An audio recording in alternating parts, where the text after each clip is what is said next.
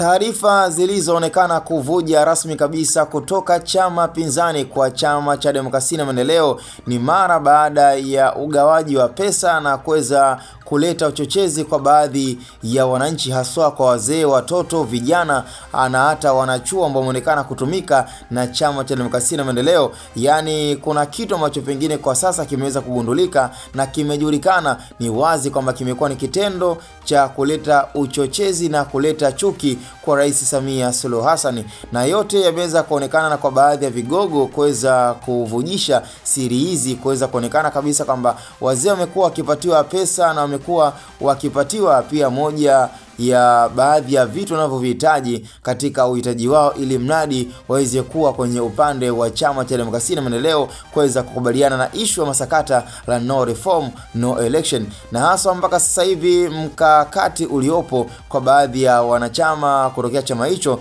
wamekuwa wakiwatumia sana baadhi ya wanachuo wengi kuweza kusapoti issue na hata kutengeneza nyimbo na kuweza kuzisupport katika mtandao wa TikTok, ili mradi kuhakikisha kabisa kwamba uchochezi unakuwa mkubwa na issue ya chuki kutoka kwa wananchi, lakini pia kuelekea kwa Rais Samia Suluhu Hassan unazidi kuwa mkubwa, na ni uhasama ambao unatengeneza kupitia njia ya pesa. Yani lazima uweze kutengeneza uhasama kwa kumpa pesa mwananchi ili mradi amchukie kiongozi fulani, na ndio maana sasa hivi wamekuwa wakitumia njia ya akili zaidi kwa kuweza kuwatumia wazee kuweza kuwapa mahitaji yao na kuwapa pesa ili mradi kuwashawishi kwanza kuweza kuwa na ile kampeni mahususi kabisa ya issue ya no reform no election, kuanzia kwenye t-shirt, lakini pia hata katika upande wa wao katika uzungumzaji ni kwamba wanachodai pia nao wazee ni kwamba no reform no election. Sasa ni swala ambalo kidogo limekuwa likishangaza sana, yani hiti leo hii kwa wazee ambao wana zaidi ya umri miaka 80 mpaka 90,